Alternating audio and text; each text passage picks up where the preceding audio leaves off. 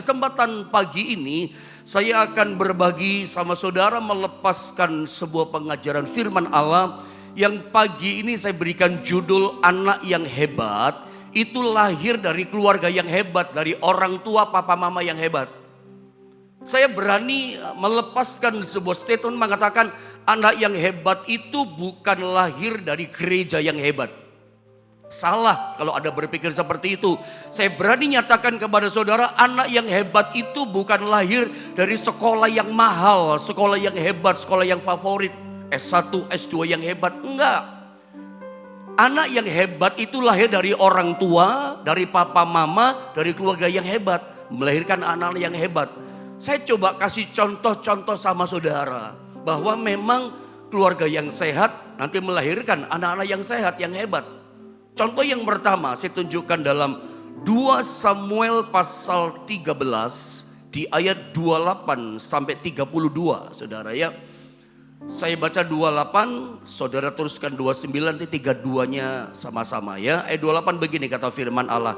Contoh anak-anaknya Daud ya. Daud itu lihat, kita baca dulu ayat ini deh. Lalu Absalom memerintahkan orang-orangnya, Absalom itu anaknya Daud, demikian perhatikan. Apabila hati Amnon menjadi gembira karena anggur, mabok, dan aku berkata kepadamu, paranglah Amnon, maka haruslah kamu membunuh dia. Jangan takut, bukankah aku yang memerintahkannya kepadamu? Kuatkanlah hatimu dan tunjukkanlah dirimu sebagai orang yang gagah perkasa. 29 teruskan saudara. Orang-orang Absalom memperlakukan Amnon seperti yang diperintahkan Absalom.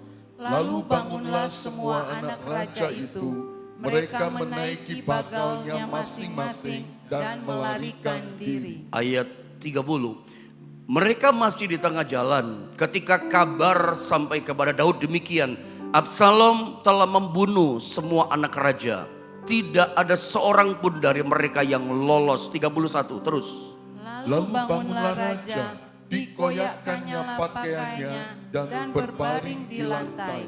Dan semua pegawainya yang hadir padanya mengoyakkan pakaian mereka. Mari ayat 32 sama-sama kita baca 2 dan 3. Maka berbicaralah Yonadab anak Simea, kakak Daud, katanya, janganlah tuanku menyangka bahwa semua orang muda anak-anak raja itu telah dibunuh. Hanya Amnon yang mati, sebab hal itu telah terlihat pada air muka Absalom sejak Amnon memperkosa Tamar adiknya. Hal pertama yang saya coba ungkapkan sama saudara, lihat gambar PowerPoint yang pertama. Saya tulis begini, Raja Daud, ya sebagai bapak, sebagai raja, dia bisa memimpin bangsanya dengan tangan yang cakap, dengan hati yang tulus. Sehingga boleh dikatakan bangsa Israel, rakyat Israel itu dibawa pada masa kemakmuran, kejayaan. Israel boleh dibilang jadi bangsa yang kuat dan besar ketika diperintah oleh Daud. Daud ini boleh dibilang seorang yang terkenal dengan atribut sebutan yang banyak sebutannya. Dia disebut pahlawan perang, jago perang memang. Karena Goliat dia bisa kalahkan.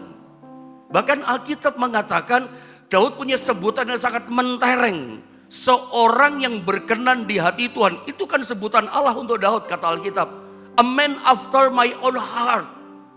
Seorang yang ngerti hatinya Tuhan. Seorang yang bisa nyenengin hati Tuhan. Secara ibadah, secara pelayanan Daud hebat. Secara raja, memimpin bangsa. Dia sangat cakap, makmur, besar bangsa. Dipimpin oleh tangan Daud.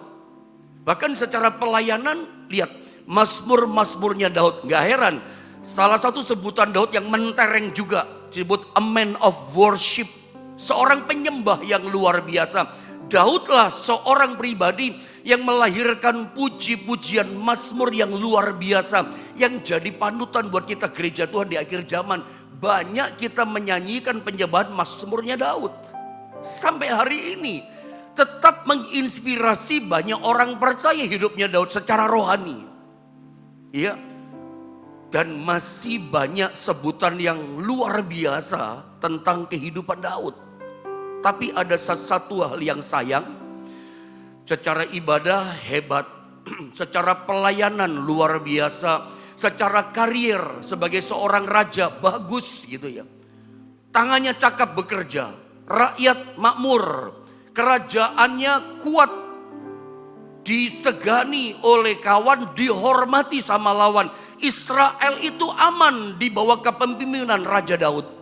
Tapi sayangnya begini, anak-anaknya Daud, lihat gambar ini, semuanya bermasalah, hampir semuanya bermasalah.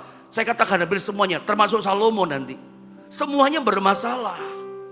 Amnon ini anak pertamanya Daud. Apa yang terjadi sama Amnon, anak nomor satunya Daud? Dia memperkosa adik tirinya namanya Tamar. Anaknya Daud juga ini Tamar. Lalu Absalom, anaknya Daud juga setelah Amnon, dia bunuh Amnon. Karena Tamar itu adalah adiknya darah daging daripada Absalom. Tidak terima dia. Dari ayat yang kita baca, setelah Amnon ini membunuh Absalom membunuh namanya Amnon, dikasih mabuk, diparang, dibunuh sama pegawainya. Absalom melarikan diri ke Gesur. Berlindung kalau tidak salah 3 tahun di Raja Gesur. Siapa Raja Gesur? Opanya Absalom. Raja Gesur ini adalah kakeknya, engkongnya Absalom. Sebab mamanya Absalom namanya Maakah, itu istrinya Daud. Makanya dia berlindung selama 3 tahun. Entah apa yang terjadi selama dia di kerajaan wilayah Gesur. Pengaruh apa, didikan apa, dikasih sama keluarganya, istri yang ada di kerajaan Gesur. Raja Daud ketika putranya namanya Absalom membunuh anaknya namanya Amnon, kakak tirinya, Daud tidak menjemput dia. Memang Daud susah, memang dia menangis, dia sedih. Tapi Daud tidak merencanakan menjemput namanya Absalom, dibiarin.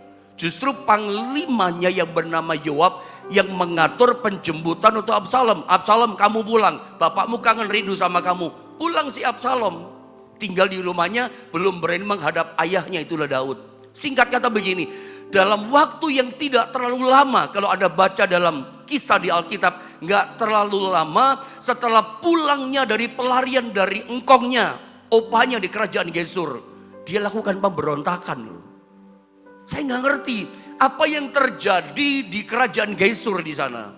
Tapi Alkitab tulis dalam waktu yang tidak terlalu lama si Absalom berontak sama Daud, dikudeta Daud, dicongkel dari kedudukannya. Dia mempengaruhi rakyat Israel supaya dukung dia jadi raja dan jatuhkan Daud dari tahtanya. Supaya rakyat berontak, dia ngajak berontak.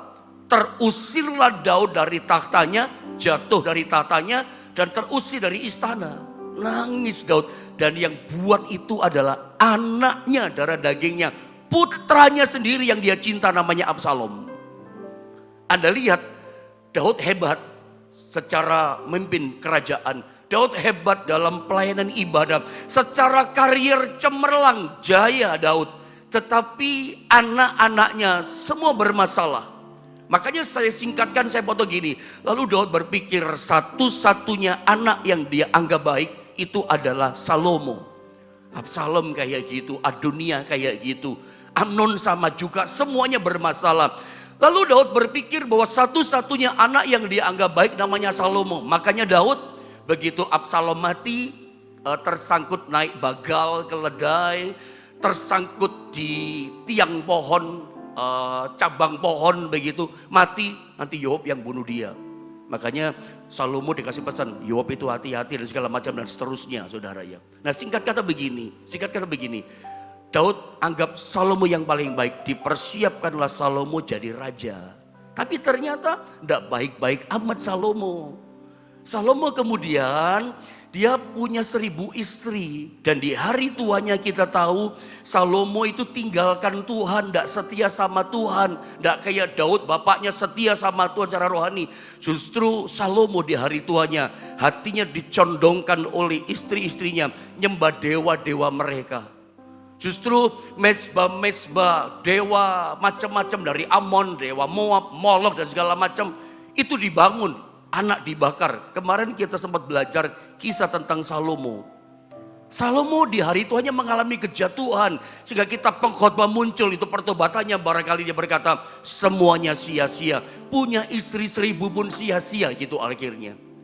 Lihat, Salomo pun berantakan hidupnya. Yang dianggap satu-satunya baik ternyata hari tuanya berantakan juga. Kenapa sih Daud orang yang hebat? Pertanyaannya begini yang paling penting. Sekaligus pertanyaan ini PR buat kita papa mama. PR buat kita orang tua. Kenapa sih yang namanya Daud tangannya cakap, karirnya bagus memimpin bangsa Israel.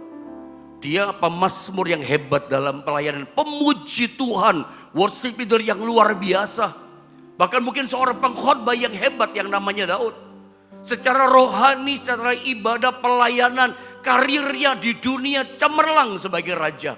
Tapi sayang, keluarganya gak hebat. Anak-anaknya ancur-ancuran. Apa sebabnya? Daud gak cakap mendidik anak-anaknya. Semuanya bermasalah anaknya. Ini PR buat kita orang tua. Jawabannya simple. Kenapa Daud gak cakap? Semua anaknya bermasalah. Kenapa seperti itu? Daud gak bisa ngurus anak. Kenapa gak ngurus anak? Sebab dia gak punya pengalaman bagaimana lihat papa mamanya ngurus dia. Daud itu kan 10 bersaudara. Ada tahu cerita itu ya? 8 laki-laki, dia paling bungsu. Masih punya 2 saudara perempuan, 10.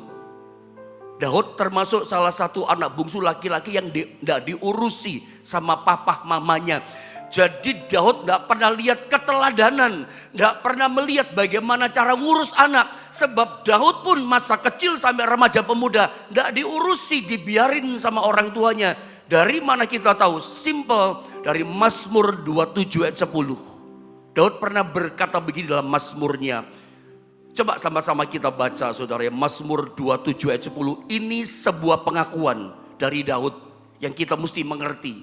Ya lihat Mazmur 27 ayat 10. 2 dan 3. Sekalipun ayahku dan ibuku meninggalkan aku, namun Tuhan menyambut aku. Namun Tuhan tidak melupakan aku. Namun Tuhan selalu menyertai aku. Ini pengakuan Daud yang jujur. Dia berkata, ya sekalipun ayahku dan ibuku meninggalkan aku, tidak pernah ngurus aku. Dibiarkan Daud di padang belantara, di padang rumput. Dibiarin saja. Masih ingat peristiwa ketika Tuhan suruh Nabi Samuel datang ke Bethlehem? Masih ingat itu? Tuhan katakan, dari anak Isai di Bethlehem, aku pilih seorang dari anak-anaknya itu. 1 orang aku urapi jadi raja Israel. Aku menemukan seorang berkenan di hatiku, salah satu anaknya. Berangkat kamu ke sana. Nabi Samuel berangkat, bawa tanduk berisi minyak urapan. Muncul Eliab, muncul Aminadab, muncul Syama. Terus semuanya ditolak. Sampai Samuel berkata kepada Isai, bapaknya Daud, apakah cuman ini anakmu? Semuanya ditolak. Tuhan bilang salah satu anakmu jadi raja, dipilih jadi raja. Apa cuman ini? Tidak ada lagi. Masih ada yang satu, Nabi Samuel. Siapa namanya Daud? Di mana dia? Di padang rumput. Daud dari kecil dia memang tidak terbiasa diurus sama bapak ibunya. Dibiarkan di padang belantara. Dia besar sendiri di padang rumput. Makanya pada waktu Nabi Samuel datang, dia gak ada. Kebanyakan waktunya dihabiskan di padang rumput sama kambing dombanya yang cuma 2-3 ekor itu kambing dombanya. Gak banyak. Daud gak ngerti ngurus anak. Makanya gak heran dia pun gak ngerti ngurus anak-anaknya. Loh ini PR loh buat orang tua. Seringkali kita merasa punya uang gitu ya. Ini PR koreksi juga. Merasa punya uang, kita gak mau ngurus anak lagi. Maaf kata, biar suster yang urus, biar pembantu yang urus. Boleh-boleh saja. Tetapi ingat, sebagian besar waktu kita harus untuk anak. Mendidik anak itu bukan tugasnya suster. Tugasnya papa mama. Makanya saya katakan anak hebat itu bukan lahir dari sekolah yang hebat. Bahkan bukan lahir dari gereja yang hebat. Anak yang hebat itu lahir dari didikan papa mamanya sendiri. Meskipun ada punya uang boleh pakai suster, bisa pakai pembantu bisa. Tapi urusan mendidik anak, cinta sayang kepada anak itu harus lahir dari orang tua. Jangan disepelekan, nanti ujungnya kita ngalami kayak Daud, nangis di hari tua. Mendidik anak itu sama dengan mempersiapkan masa depan kita loh saudara ya.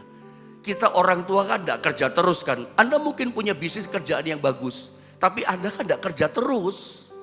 Ya, ada waktunya Anda mulai bagi setengah untuk anak, ada istirahat, ada waktunya nanti apa yang Anda bangun Anda nggak bisa kerjakan lagi. Kita mati kan pada waktunya. Siapa yang meneruskan supaya yang kita bangun tidak ikut mati? Anak kita, generasi penerus kita. Kalau nggak dipersiapkan, nggak pecus apa-apa dia. Mendidik anak itu bicara menentukan, menjamin masa depan kita. Ya, mendidik anak itu mendidik masa depan loh. Penerus kita itu anak-anak. Jadi ini PR buat kita. Saya mau teruskan. Sekarang saya kasih contoh yang kedua. Nabi Samuel. Nabi Samuelnya hebat. Daudnya nggak usah diragukan hebat. Tapi dia nggak bisa didik anak. Sehingga di hari Tuhannya banyak nangis Daud. Banyak nangis dia. Berduka cita, tenggelam dalam danau air mata. Lihat ulah anak-anaknya. Sama dengan Samuel. Samuel itu nabi pelihat yang hebat. Setiap perkataannya, kalimat-kalimat firman yang diucapkannya, semua Israel nurut. Semua umat Allah nurut, tunduk pada kalimat perkataannya Samuel. Tapi Anda lihat, anak-anaknya lihat. 1 Samuel 8 ayat 1 sampai 3. Saya bacakan ayat ini ya. Setelah Samuel menjadi tua, mendidik anak itu masa depan saudara ya. Bagaimana masa depan hari tua kita bahagia ditentukan ini. Lihat, setelah Samuel menjadi tua, diangkatnya lah anak-anaknya. Laki-laki menjadi hakim atas Israel. Samuel itu kan nabi dan hakim pemimpin Israel. Begitu dia sudah tua mau mati, anaknya suruh meneruskan jadi hakim, memimpin Israel. Nama anaknya yang sulung ialah Yoel dan nama anaknya yang kedua ialah Abia. Keduanya menjadi hakim di Berseba, pemimpin di Berseba. Tetapi lihat ayat yang ketiga. Tetapi apa? Anak-anaknya itu tidak hidup seperti ayahnya. Anak-anaknya gak kayak bapaknya Samuel. Mereka mengejar laba, menerima suap dan memutarbalikkan keadaan. Anaknya amburadul, bikin susah. Anaknya bermasalah karakter hidupnya. Gak bisa jadi pemimpin yang baik, gak pecus kerja. Kok bisa begitu sih? Samuel kan orang hebat. Pengetahuan firman-Nya hebat, pelayanannya hebat, mimpin ibadah hebat. Setiap kata, kalimat yang keluar dari mulutnya, Israel semuanya tunduk dan nurut. Tapi kenapa anak-anaknya rusak kayak begini, bermasalah begini? Samuel hebat ngurusin orang lain, ngurusin bangsa, dia cakap hebat, bisa nuntun nasihati orang dengan kalimat firman-Nya dari Tuhan. Tapi gak bisa nuntun anaknya, kenapa? Gak ngerti ngurus anak Samuel. Kenapa? Anda tahu kisah kecil Samuel? Ketika kecil yang didik bukan papa mamanya. Betul apa tidak? Yang didik itu bukan ibu Hana sama papanya, bukan. Yang didik siapa? Imam Eli. Dari kecil dititipkan di gereja, di rumah Tuhan, di bait Allah. Yang didik dia mentornya Imam Eli. Sementara Anda tahu Imam Eli pun gak bisa didik anaknya. Hofni Pinehas itu anaknya Imam Eli. Jadi imam, jadi Lewi mereka. Tapi di pintu gerbang persembahan untuk Tuhan dia ambil Hofni Pinehas. Bahkan berzina dengan perempuan-perempuan, wanita-wanita umat Allah Israel itu di depan pintu gerbang rumah Tuhan. Itu anak-anaknya, karakternya yang amburadul dari anak-anak Imam Eli. Yang didik Samuel itu Imam Eli. Jadi gak pernah ngerti belayan kasih mama, cinta papa, kayak apa perhatian, gak pernah ngerti Samuel. Samuel tidak pernah melihat didikan yang baik dari orang tua. Dari kecil dititipkan di gereja, di rumah Tuhan. Makanya saya berani tadi dari awal melepaskan sebuah statement. Anak-anak hebat bukan lahir dari sebuah gereja yang hebat. Anak yang hebat bukan jebolan lahir sekolah yang hebat. Sekolah yang mahal. Sekolah favorit di kota saudara masing-masing. Anak hebat yang luar biasa lahir dari didikan papa mama orang tua sendiri. Samuel sang nabi yang luar biasa, nabi besar masa perjanjian lama. Dia gak pernah mengenyam, merasakan didikan, nasihat langsung dari orang tuanya. Dia dengar dari Imam Eli. Sebenarnya Imam Eli amburadul didik anak. Jadi gak ngerti dia. Makanya gak heran bapaknya hebat, anak-anaknya bikin susah. Memalukan anak-anak Nabi Samuel. korupsi, terima suap, memutarbalikkan keadaan. Ini produk anak dari Nabi Samuel. Bisa didik orang tapi anaknya gak karuan.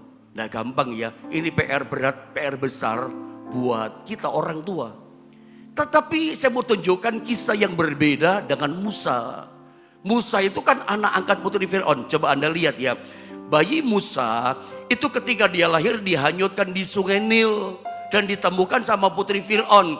Karena pada waktu Musa lahir, bayi laki-laki ini sedang musim pembunuhan bayi anak laki-laki. Fir'aun berkata sama bidan-bidan yang nolongin kelahiran orang Israel. Pokoknya ya bidan-bidan dengar perintahku.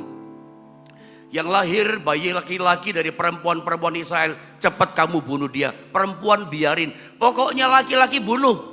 Untuk apa? Mengendalikan angka jumlah ledakan penduduk bangsa Israel. Jumlahnya makin banyak. Fir'aun takut jumlah yang makin banyak nanti mengalahkan jumlah penduduknya Mesir. Kok makin banyak penduduk Israel? Mengendalikan ledakan penduduk, setiap laki-laki yang lahir bunuh. Musim pembunuhan bayi laki-laki. Ketika umur 3 bulan masih disimpan, tapi bahaya, disimpan lama-lama dibunuh Musa nanti sama tangan Fir'aun. Makanya ditaruh dalam peti, dilapis tir gala-gala, dihanyutkan bayi 3 bulan di sungai Nil.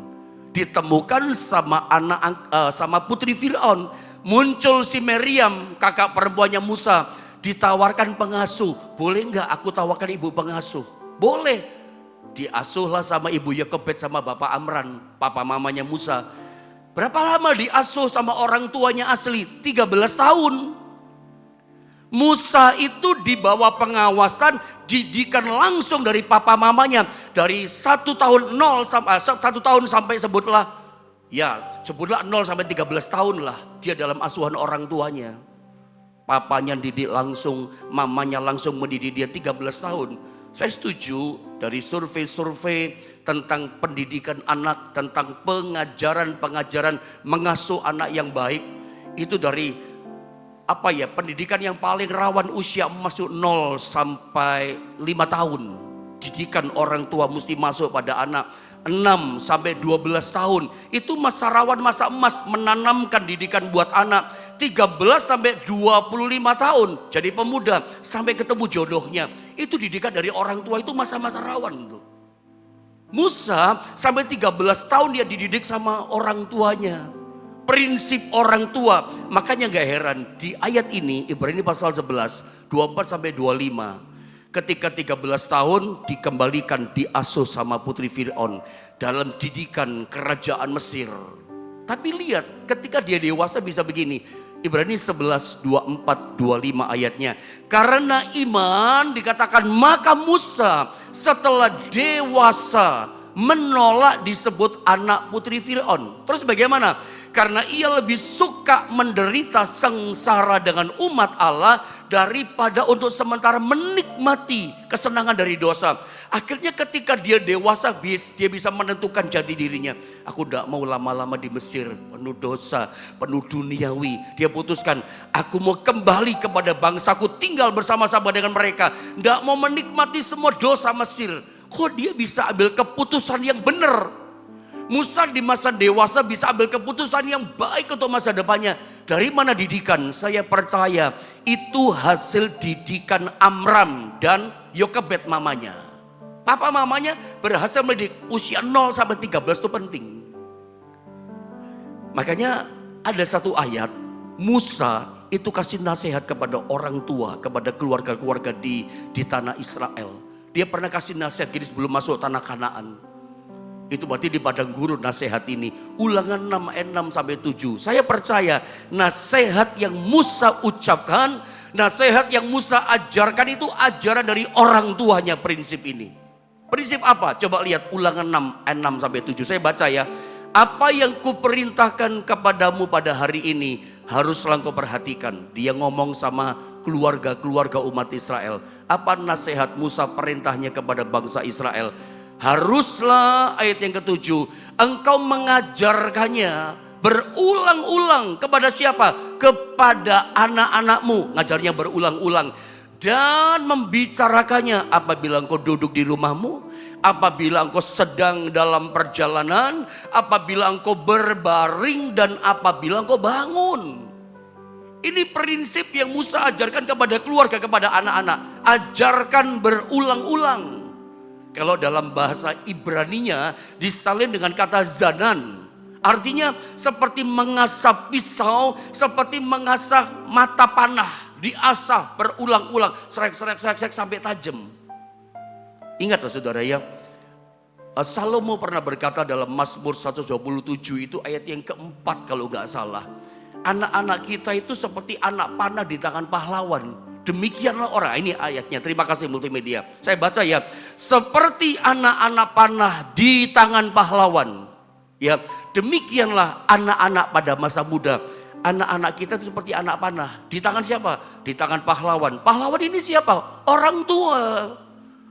Orang tua, papa mama itu pahlawan bagi anak-anaknya. Anak-anak di masa depan jadi seperti apa? Tergantung orang tua yang membentuknya. Tentu kita ingin anak panah yang kita lepaskan anak kita ketika menikah itu nyampe sasaran kan. Tapi tergantung waktu anak panah di tangan kita itu bagaimana kita mendidiknya. Jangan sampai anak panah yang kita lepaskan setelah berkeluarga meleset dari sasaran yang kita harapkan. Waduh, tinggalkan Tuhan, murtad. Sorry ya saya katakan. Kenapa? Kadang-kala papa mamanya setia. Papa mamanya pendeta hamba Tuhan melayani Tuhan. Ya janganlah terjadi sama kita gitu, termasuk sama saya gitu. Itu PR buat saya, buat saudara semua kan. Anaknya murtad. Anaknya tinggalkan Yesus. Tidak menghargai lagi Yesus. Murtad tinggalkan Tuhan. Kenapa? Kalau mau disalahkan bukan cuma anak yang salah. Pada waktu anak panah, anak-anak kita di tangan pahlawan, di tangan kita. Kita mengarahkannya mereka bagaimana. Menasehati mereka berulang-ulang atau tidak. Makanya prinsip Musa itu saya yakin yang dia ajarkan pada orang Israel itu prinsip dari orang tuanya. Hei orang tua, mendidik anak itu seperti zanan, seperti mengasah pisau, seperti mengasah mata anak panah. Ya, pada waktu duduk, pada waktu bangun, pada waktu berdiri, pada waktu perjalanan, pada waktu berbaring, sampaikan pesan sharing firman Allah. Jangan pernah bosan, jangan pernah berhenti, berulang-ulang mengajarkannya kepada anak kita. Macam-macam katakan, duduk, berdiri, berbaring, perjalanan. Itu kan berarti terus sharingnya gak boleh berhenti. Kita kadang orang tua cuman mengintimidasi anak. Cuman tahunya marah sama anak. Nggak ada anak kita intimidasi, marah lalu dia bertobat. Pernah gak anak duduk lalu ngomong firman sama dia sharing? Zaman sekarang serba modern. Ada bisa lewat WhatsApp. Ada bisa lewat kata-kata WhatsApp. Bisa lewat khotbah-khotbah yang penting, sharingkan. Iya kan? Itu kan, jangan pernah bosan. Dengarkan saya. Jangan pernah papa mama berkata gini, papa mama sudah bosan ngomongin kamu. Berkali-kali papa mama ngomongin kamu, kamu udah denger. Papa ngomong terus sama kamu, kamu udah berubah. Mulai sekarang papa ndak mau lagi ngomong nasihat sama kamu. Ndak boleh orang tua begitu. Jangan bosan nasihati anak. Jangan berkata, mulai sekarang papa mama berhenti nasihati kamu sama firman. Ndak boleh. Itu Anda berdosa, salah. Firman Allah mengajar kepada kita, jangan bosan, terus berulang-ulang kasih nasihat sama anak kita. Kalau Anda lihat naik ke atas ayat 4 sama 5, pasal yang sama dalam Ulangan pasal 6. Lihat nasihatnya apa di sini. Dengarlah hai orang Israel, Tuhan itu Allah kita, Tuhan itu esa. Ini Musa yang ngajar. Ini didikan papa mamanya Musa. Kasihilah Tuhan Allahmu dengan segenap hatimu, dan dengan segenap jiwamu, dan dengan segenap kekuatanmu. Orang Israel suka menyebut ini Sema Israel. Allah kita itu satu, Allah esa. Kasihilah Tuhan Allahmu dengan segenap. Itu Sema Israel. Kita mesti ajarkan ini sama anak kita berulang-ulang. Tadi saya sempat bilang sama saudara, kenapa anak murtad? Tinggalkan Tuhan. Kenapa anak gak percaya sama Tuhan? Sederhana. Kenapa gak percaya? Ya kita gak ngajar anak kita. Makanya ya pesan saya begini, papa mama PR buat orang tua. Anda jangan ngomong gini, Anda saya belum mengerti Pak. Dari kecil loh, 0 sampai 5 tahun. Jangan berkata, anak saya gak paham Pak, saya ngomong tentang Tuhan. Siapa bilang? Cukup ngomong satu kalimat kalau anakmu mungkin masih 1 bulan, 1 tahun. Jangan ngomong gak nangkep. 2 tahun, nangkep dia. berbisik ngomong satu kalimat, Tuhan kita itu satu, Yesus. Kita mesti mengasihi Tuhan, kasihilah Yesus. Satu kalimat saja, terus omongin itu. Bahkan dalam perut saja dia nangkep kok. Ngomongin ketika anak kita masih kecil, katakan sama dia gitu ya. Tuhan kita itu satu, Yesus. Sampai tertanam sama dia, sampai besar nanti dia ingat itu. Kita itu harus cinta sama Yesus. Ngomongin satu kalimat. Jangan berkata, nggak paham Pak, nggak nangkap siapa yang bilang. Itu kan Anda yang bilang. Firman Allah, Musa itu sampai 0 sampai 13 tahun dididik ini sama bapak ibunya. Tuhan kita itu satu loh. Ya, kalau bagi kita Yesus loh namanya. Ya, kita harus mengasihi Tuhan. Kita mesti, kata-kata ini sederhana. Heni, Henyo, atau siapa namanya. Kita itu harus cinta Tuhan. Kamu harus cinta Tuhan. Omongin itu. Musa menerima itu. Sehingga ketika dia dewasa, apa yang diajarkan orang tua, meskipun dia ada dalam didikan Mesir, dia bisa memilih jalan yang benar. Kalau kita orang tua punya anak kayak Musa, gak khawatir deh kita saudara ya. Sampai besar dia akan cari Tuhan, gak murtad. Udah ditanam di usia emas yang rawan tadi, tanamkan firman. Tuhan kita itu Yesus. Oh, dia akan ingat sampai dia mati. Kita mesti cinta sama Tuhan. Dia ingat terus perkataan kita dari kecil sampai dia remaja. Itu ajarkan. Ayat yang terakhir dengan waktu yang ada. Dalam Lukas pasal 13 ayat 6 sampai 9. Ini cerita tentang penjaga kebun anggur. Ayatnya panjang, ceritanya udah ngerti kan. Jadi ada seorang tuan pemilik kebun anggur, semuanya anggur, ada satu pohon ara. 3 tahun awal dia cari nggak ada buah. Ke tahun yang ketiga, tuan pemilik kebun anggur itu datang cari buah di pohon ara. Satu-satunya pohon di kebun anggur. Dia nggak temui buah. Dia berkata sama penjaga kebun ara, "Hai penjaga kebun anggur, tebang saja pohon ara ini. Udah 3 tahun tidak keluar buah, tebang saja." Kita fokus pada penjaga kebun anggur. Dia berkata gini, "Jangan Tuhan, kasih kesempatan 1 tahun lagi. Aku pupuk pohon ara ini. Aku cangkul tanahnya. Nanti kalau 1 tahun tidak keluar buah, aku sepakat kita tebang." Penjaga kebun anggur ini seperti kita orang tua. Anak-anak kita itu kebun anggurnya Tuhan. Kita orang tua penjaga daripada anak. Bagaimana sikap karakter kita tiru penjaga kebun anggur? Dia lemah lembut tetapi tegas. Lembut dan tegas itu keseimbangan. Kunci kehidupan itu keseimbangan. Keseimbangan itu kunci kehidupan. Kehidupan kuncinya ya keseimbangan. Lembut tetapi tegas. Lembut itu dikasih kesempatan. Mau ditebang jangan. Kasih waktu 1 tahun. Aku pupuk dia. Aku nasihati dia. Aku ajar dia. Lembut tapi mesti tegas juga. Kita nggak bisa orang tua cuma tegas mengadili saja anak, hanya marah sama anak. Kadang-kadang saya tertawa dalam hati ketika seorang tua berkata gini, anak saya semuanya takut sama saya. Lu apa bangganya kalau anakmu takut sama kamu?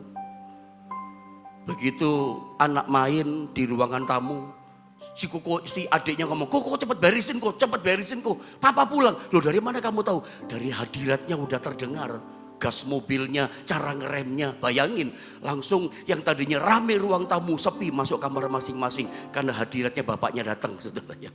Apa bangganya ya kita jadi orang tua, anak kita takut. Kalau anak kita sayang sama kita, anak hormati kita, itu baru bagus.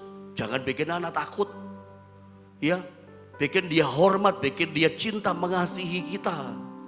Makanya didikan yang benar ini, yang betul, yang ini loh, keseimbangan, lembut tapi tegas. Ketegasan mesti ada. Kalau kita cuma tegas saja, mengadili marah saja, rusak anak kita, hancur anak kita. Mesti ada kelembutan. Tapi lembut toh, tidak tegas, ya rusak juga sama dua-dua.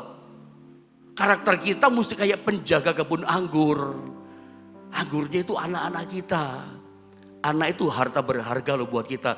Saya setuju dengan lagu dari tahun 2000 tuh.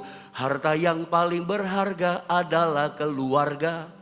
Istana yang paling indah adalah keluarga. Dulu saya pikir itu lagu gereja, ternyata bukan ya.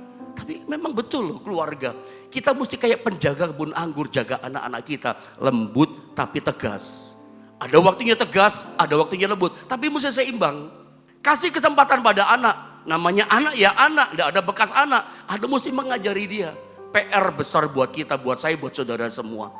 Ya, seperti saya bilang, mendidik anak itu buat masa depan kita. Karena kita nggak terus bekerja. Yang kita bangun nggak pernah mati. Karena penerusnya anak-anak kita. Terus tambah maju. Tentu kita pengen karena anak-anak kita lebih hebat dari kita. Maaf kata-kata saya. Kalau misalnya bapaknya satpam, pasti pengen jadi polisi, tentara, dan seterusnya. Kalau sama, ya masuk gagal juga ya. Harusnya lebih dari kita. Itu mendidik masa depan mulai dari sekarang. Arahkan dia untuk cinta Tuhan. Saya berdoa biarlah keluarga kita itu harta terindah buat kita. Keluarga kita itu menjadi kebun anggurnya Tuhan yang dipelihara, diberkati oleh Tuhan. Mari kita sama-sama berdoa.